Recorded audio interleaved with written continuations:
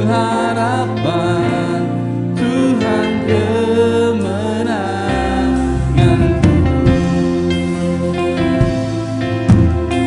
Hanya Dia pertolongan kita.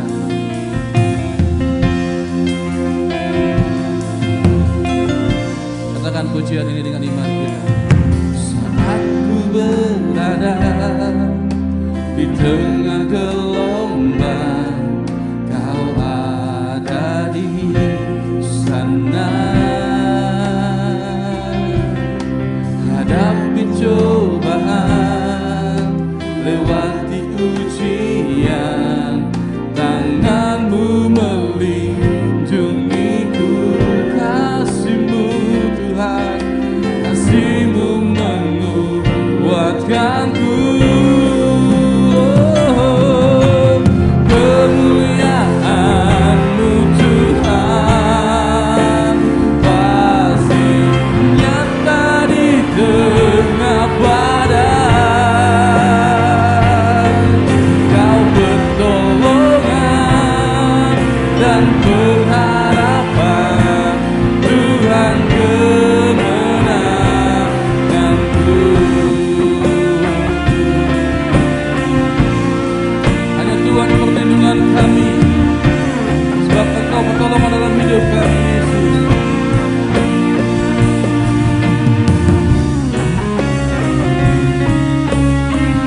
Boleh sama-sama cuma angkat tanganmu di hadapan Dia, katakan dengan iman kita. Kemuliaan-Mu Tuhan pasti nyata di tengah badai.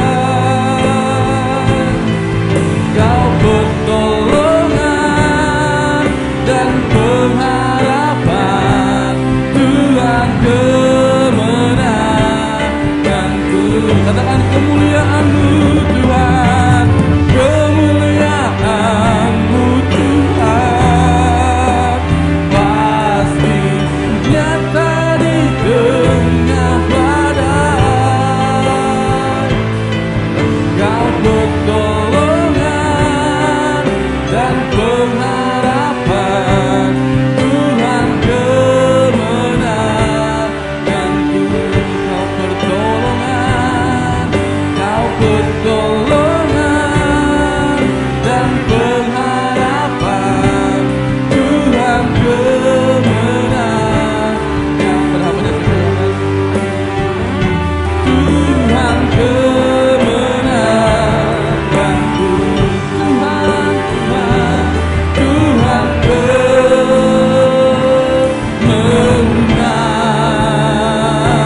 kemenanganku. Haleluya, haleluya, haleluya. Glory, haleluya. Kami mengasihi-Mu ya Tuhan, Engkau ada di antara kami. Sampaikan pesan-pesan-Mu, hati kami siap menerima berkat firman-Mu. Dalam nama Tuhan Yesus. Haleluya, amin. Puji Tuhan. Shalom. Tetap semangat, amin. Puji Tuhan, kita memuji menyembah Dia. Kita percaya Tuhan hadir di tengah-tengah kita. Pagi hari ini kita akan masuk dalam pesan-pesan penggembalaan, bahwa kita adalah manusia rohani, makhluk roh yang berdiam di dalam tubuh ini, yang memiliki jiwa. Di jiwa ini ada perasaan, kehendak, keinginan. Nah, Bapak Ibu jemaat yang dikasihi Tuhan, sebagai orang percaya, kita membutuhkan makanan rohani yang bergizi tinggi untuk terus menjaga dan meningkatkan kekuatan rohani di dalam kehidupan kita. Secara jasmani kita membutuhkan makanan untuk pertumbuhan jasmani kita supaya tetap terjaga, tetap sehat. Sebagai orang percaya kita membutuhkan makanan rohani, makanan jasmani kita butuhkan untuk mempertahankan pertumbuhan dan kesehatan secara jasmani. Dan kita membutuhkan yang namanya makanan rohani yang bergizi tinggi. Bagaimana caranya untuk dapat mempertahankan pertumbuhan atau meningkatkan kekuatan rohani dalam hidup kita? Saudaraku, tidak ada yang lain, tidak ada jalan yang lain kecuali kita bertekun di dalam firman Tuhan. Hari-hari ini saudara, bila hanya kita menikmati makanan rohani daur ulang, siapa yang copy paste, gak pernah direnungkan, gak pernah dibaca, langsung dikirim, disebarluaskan, itu namanya daur ulang. Bukannya gak boleh, boleh. Cuma persoalannya kita sudah menghidupi belum firman Tuhan itu. Dan firman itu terinspirasi dari siapa? Saudara, kalau kita ingin terus memiliki kesehatan secara rohani yang terus meningkat di dalam kehidupan kita, kita bukan hanya menikmati makanan rohani daur ulang atau copy paste, saudara, tetapi kita harus dapat firman yang inspiratif. Apa itu firman yang inspiratif? Yaitu dengan cara selalu berada dalam lingkup hadirat Tuhan. Melalui penyembahan, pengagungan kita kepada Tuhan. Semakin kuat kesadaran akan hadirat Tuhan, kita semakin mengalami damai. Selalu ada penghiburan dan kasih. Amin. Saudaraku, hari-hari ini begitu banyak orang berdalih, beralasan, gak mau bersekutu, gak mau beribadah karena lagi pandemi COVID. Padahal yang menjadi persoalan adalah ketakutan. Saudara, persoalannya adalah ketakutan. Sehingga dia tidak dapat beribadah, berkumpul bersama seperti ini. Tetapi di mal-mal dia datang, di tempat wisata dia hadir. Tapi gak ada di sini. Nah saudara, kita akan melihat hari-hari ini bagaimana kita mau mengalami pertumbuhan secara rohani. Sudah dipersiapkan materinya, saudara. Nah, manusia membutuhkan firman. Orang-orang percaya yang telah lahir baru adalah manusia rohani yang berdiam dalam tubuh dan memiliki jiwa. Secara manusia rohani, kita membutuhkan makanan rohani. Di dalam Kristus dikatakan, jadi siapa yang ada di dalam Kristus, ia adalah ciptaan baru, yang lama sudah berlalu, sesungguhnya yang baru sudah datang. Saudara, yang baru ini yang perlu kita kasih makanan terus menerus. Yang baru adalah manusia baru. Amin. Manusia lama kita makanannya gosip, ngomongin orang, suka marah, suka ngambek, suka tersinggung. Itu manusia lama. Nah sekarang kita ada dalam Kristus. Kita harus bangun manusia baru kita. Amin. Di tengah-tengah pergumulan, tantangan, kita dapat menghandle masalah kita sendiri. Bukan baperan. Tulis di medsos, lagi sedih, lagi bergumul supaya sedunia tahu pergumulan kita. Itu namanya manusia lama. Cari perhatian. Minta belas kasihan, minta dikasihi. Kita anak-anak Tuhan yang di dalam Kristus, kita dapat menghandle masalah kita sendiri. Amin. Saudara, inilah yang perlu kita bangun. Yaitu manusia baru kita. Yang terus kita beri kekuatan secara rohani. Kita butuh firman Tuhan. Bagaimana caranya manusia baru kita terus bertumbuh secara maksimal? Saudaraku, boleh kita dengar motivator-motivator. Motivator tidak bisa mengubah kehidupan kita. Motivator hanya memberi semangat. Yang dapat mengubah kehidupan saya dan saudara, pekerjaan Roh Kudus melalui firman-Nya. Amin. Nah ini perbedaannya motivator dengan firman Tuhan. Saudaraku, tidak ada cara lain selain kita bertekun di dalam firman Tuhan. Nah ini dia saudaraku. Di dalam Alkitab tadi dikatakan, bahkan dalam versi bahasa Inggris firman itu disebut word. Apa itu? Nanti kita akan mendapati beberapa pengertian tentang firman Tuhan. Tetapi Yesus menjawab, ada tertulis. Manusia hidup bukan dari roti saja. Bukan dari Holland Bakery, Britpop, dan lain-lain. Ya, tetapi dari setiap firman yang keluar dari mulut Allah. Kita akan mendapati beberapa pengertian tentang firman Tuhan. Yang pertama dikatakan saudara di dalam ayat Injil Yohanes pasal 1 ayat 1. Saudara, bahwa pada mulanya adalah firman. Nah saudara, secara jasmani manusia membutuhkan makanan untuk pertumbuhan jasmaninya. Tetapi ada yang lebih penting supaya kita terus bertahan dan tetap kuat. Kita akan memiliki kekuatan secara rohani kalau kita terus mendengar, merenungkan firman Tuhan. Saudara, ini kita akan melihat bahwa pertama kali firman keluar dalam kitab Kejadian pasal 1 ayat 3. Saudara, berfirmanlah Allah. jadilah terang, lalu terang itu jadi. Di kitab Kejadian pasal 1 ayat 22, lalu Allah memberkati semuanya itu, firman-Nya. Berkembang biaklah dan bertambah banyaklah, serta penuhilah air dalam laut, dan hendaklah burung-burung di bumi bertambah banyak. Ini berbicara bagaimana perkataan Tuhan, sabda Allah, yaitu firman Tuhan. Pengertian yang pertama, firman Tuhan adalah perkataan Tuhan. Yaitu Tuhan berbicara, bahasa Inggrisnya apa? God saying. Yaitu perkataan Tuhan, sabdanya Allah.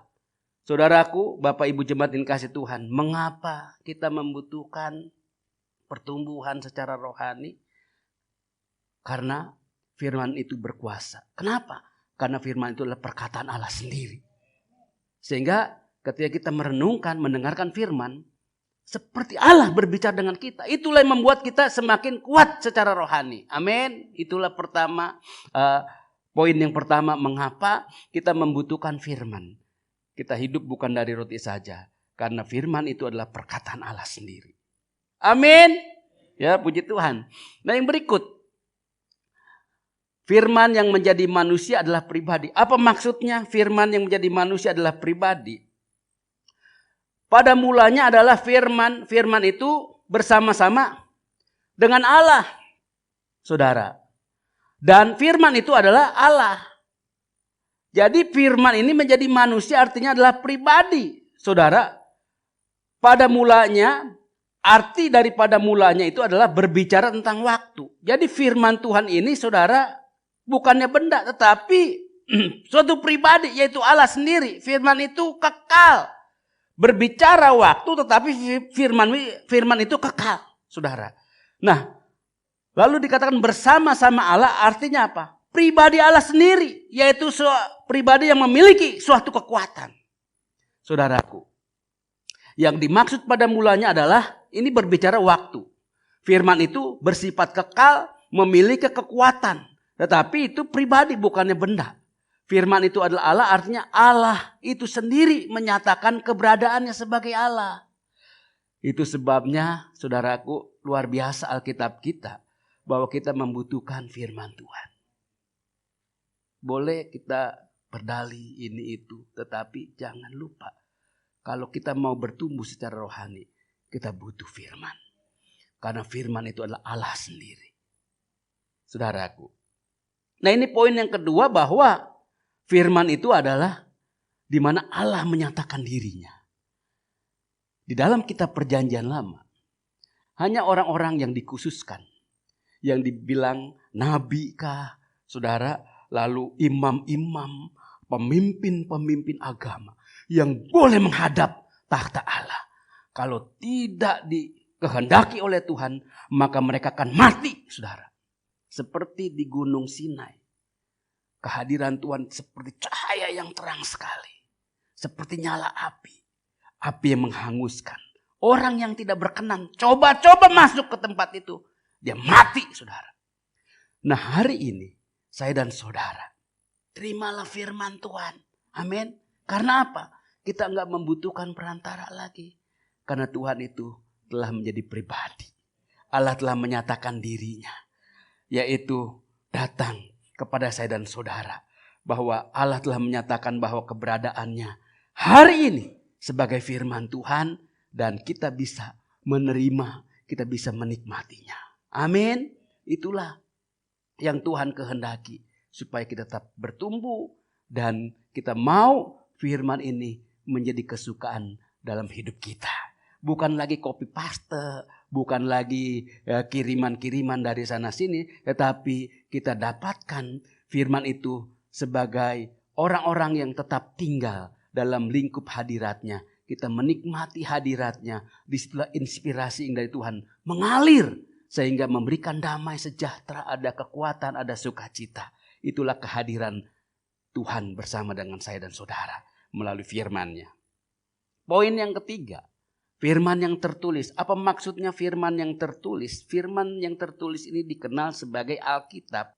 2 Timotius 3 ayat 16 dikatakan, segala tulisan yang diilhamkan Allah memang bermanfaat untuk mengajar. Di dalam versi New King James Version, bahasa Inggrisnya dikatakan memang bermanfaat untuk mendoktrin. Jadi Alkitab ini adalah pegangan hidup kita. Amin. Standar prinsip, saudara. Banyak orang bilang, wah didoktrin. Bukan. Kita belajar tentang firman yang berkuasa. Bahwa nilai-nilai kehidupan kita harus sama dengan firman Tuhan yang alkitabiah. Itulah yang dikatakan bahwa segala tulisan yang diilhamkan Allah memang bermanfaat untuk mengajar, untuk menyatakan kesalahan, untuk memperbaiki kelakuan, dan untuk mendidik orang dalam kebenaran. Ketika kita mendengarkan firman Tuhan, lalu firman Tuhan itu menyentuh hati kita, jangan cari tahu siapa yang ngomong, gua tersinggung tadi firman. Bukan itu, saudara. Firman Tuhan ini bermanfaat untuk apa? Mengajar, menyatakan kesalahan, supaya kita memperbaiki kelakuan, bahkan mendidik kita dalam kebenaran. Ketika kita dengar firman, haleluya, puji Tuhan, saya diberkati. Ada berkat hari ini buat saya. Amin. Bukan malah bertanya, siapa yang ngomong tuh ke gembala, gua tersinggung. Ya, saudara. Saudara, bukan itu urusannya. Tapi kita mau menjadikan firman sebagai nilai-nilai standar hidup kita. Amin. Jadi kembali bahwa poin yang ketiga, firman yang tertulis disebut sebagai Alkitab, dikenal sebagai Alkitab. Bahkan di dalam versi bahasa Inggrisnya adalah doktrin, yaitu untuk menyatakan, untuk mengajar kita. Inilah yang perlu kita pegang. Bahwa Tuhan hadir melalui firman-Nya. Bahkan kita bisa membaca Alkitab. Ada versi berbagai bahasa. Sampai bahasa-bahasa daerah. Ya. Yang berikut. Ini pengertian yang ketiga tadi, bahwa yang menjadi tulisan dikenal sebagai Alkitab. Untuk mengerti tulisan, kita harus dipimpin oleh Roh Kudus. Katakan amin. Oleh Roh Kudus, bukan rokok kudus. Sementara kita masih rokok kudus, tapi haleluya, kagetnya aja Alkitabiah. Copot-copot. Itu orang yang belum lahir baru.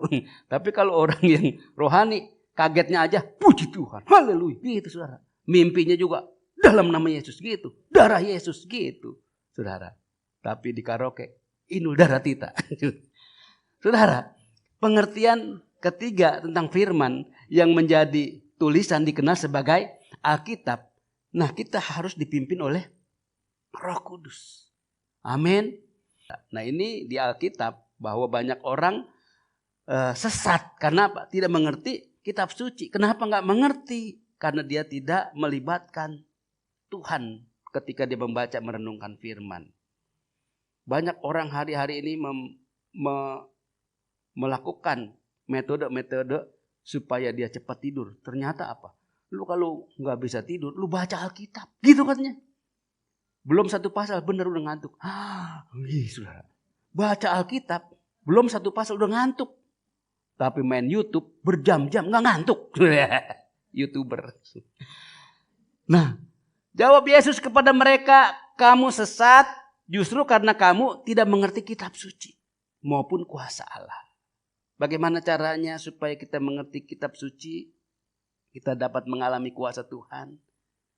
Ketika kita mau membaca merenungkan firman, libatkan Tuhan. Kita berdoa terlebih dahulu. Di tangan Bapak Ibu Saudara setiap masuk itu ada warta gereja. Warta gereja itu terus memandu kita untuk melakukan 4M. 4M itu bukan 4 miliar. M yang pertama adalah menerima firman. Yang M kedua adalah merenungkan firman. Yang ketiga melakukan firman. Yang keempat membagikan firman. Bukannya copy paste. Itu hasil perenungan saya dan saudara. Amin. Ya saudara. Nah itulah yang membuat kita terus semakin bertumbuh. Baik. Nah yang keempat. Firman yang artinya logos. Siapa yang tahu apa itu artinya logos? Saudaraku. Kita dengar firman. Kita dengar khotbah. Ikut ibadah KKR. Di suatu tempat seminar. Wah, gue udah tahu. Wah, khotbahnya itu. Wah, saya udah tahu. Gitu saudara. Logos itu artinya apa? Apa yang saudara ketahui ketika saudara membaca firman, mendengarkan firman. Jadi Logos itu sekedar pengetahuan. Wah, gue udah tahu. Iya, tapi nggak pernah mempraktekannya. Pantas nggak ada perubahan hidupnya, saudara. Kenapa? Karena sekedar tahu, saudara. Nah, hari ini kita belajar apa itu logos. Kisah Para Rasul 17 ayat 13. Tetapi ketika orang-orang Yahudi dari Tesalonika tahu, wah dia tahu tuh di Tesalonika, bahwa juga di Berea, wah dia iri hati. Kenapa? Karena di Berea telah diberitakan firman oleh Paulus, firman Allah oleh Paulus, datang jugalah mereka ke sana menghasut dan menggelisahkan hati orang banyak. Nah, ini ada suatu persaingan orang-orang Yahudi di Tesalonika cuma sekedar tahu, sedangkan di Berea mereka lebih hebat rohaninya, kualitasnya, karakternya. Karena apa? Karena mereka bertekun di dalam firman, bertekun dalam pengajaran rasul-rasul. Sedangkan orang-orang Yahudi di sana sekedar tahu. Ini perbedaannya. Hari ini kita mau menjadi anak Tuhan, bukan sekedar tahu firman, tapi kita mau mempraktekkan firman. Amin. Kalau kita ingin terus bertumbuh, memiliki kekuatan secara rohani, tidak mudah marah, tidak mudah tersinggung, tidak mudah ngambek, kita harus bertekun dalam firman. Dan firman itu bukan sekedar apa yang kita tahu, tapi kita mempraktekannya. Logos artinya pengetahuan membaca Alkitab. Menjadikan pengetahuan kita bertambah. Tidak boleh puas sampai di dalam pengetahuan tentang firman. Ayat ini hafal. Ayat itu di luar kepala. Karena di luar kepala dia nggak tahu. Ya. Nah, Tuhan mau kita bukan sekedar menambah pengetahuan. Tapi kita juga menambah kualitas hidup kita sebagai orang percaya. Wah, itu yang Tuhan mau. Ya, aminnya yang keras dong. Amin. Gue luar biasa. Inilah orang-orang yang memiliki kualitas secara rohani. Dia punya kekuatan secara rohani. Tidak mudah melo, tidak mudah tersinggung. Dia bertahan, saudara, di masa-masa seperti ini. Saudaraku. Nah, kita melihat apa yang Tuhan inginkan, saudaraku. Bukan sekedar menjadikan pengetahuan kita bertambah. Ini kita akan melihat poinnya. Nah, yang kelima, firman yang artinya rema. Apa itu rema, saudaraku? Di dalam Injil Matius 4 ayat 4 kembali firmannya. Dikatakan, tetapi Yesus menjawab, ada tertulis manusia hidup bukan dari roti saja, tetapi dari setiap firman yang keluar dari mulut Allah. Kenapa, saudaraku? Karena firman itu adalah perkataan Allah sendiri. Firman itu adalah pribadi Allah sendiri yang memiliki kekuatan.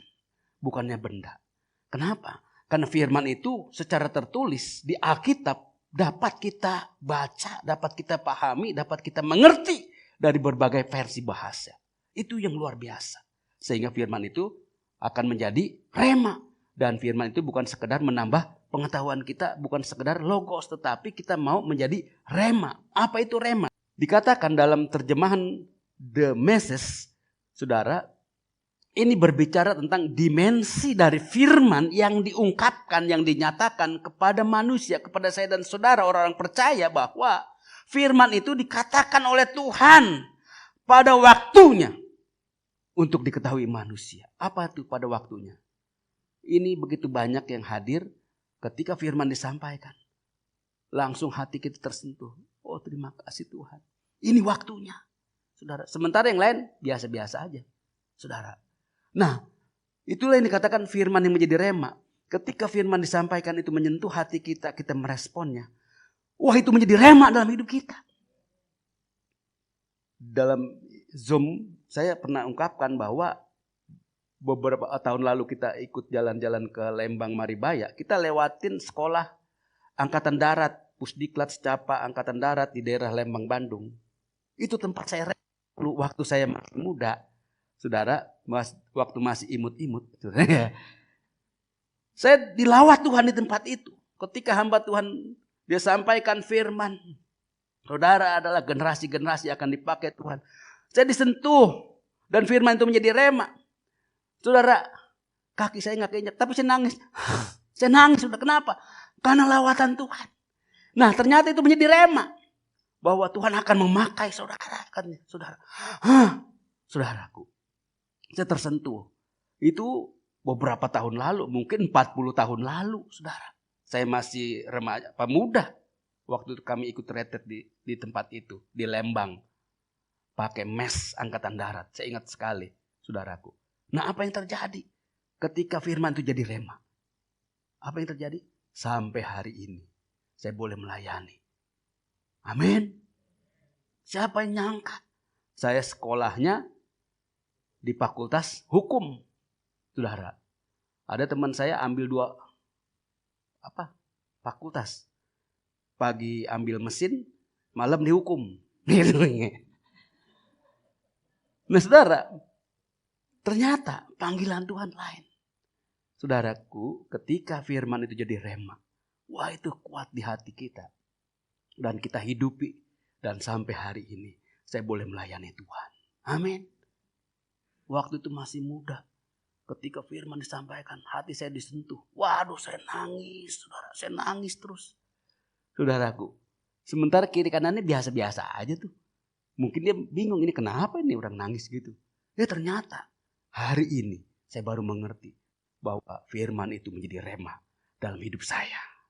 Nah, inilah yang dikatakan dimensi dari firman yang dinyatakan atau diungkapkan kepada manusia. Dikatakan Tuhan pada waktu itu, saudara. Sehingga menjadi hidup. Waduh, sepertinya nyata. Mengalami kedamaian. Saudara, ada suatu rasa aman, rasa tenang ketika firman itu jadi rema. Amin, saudaraku.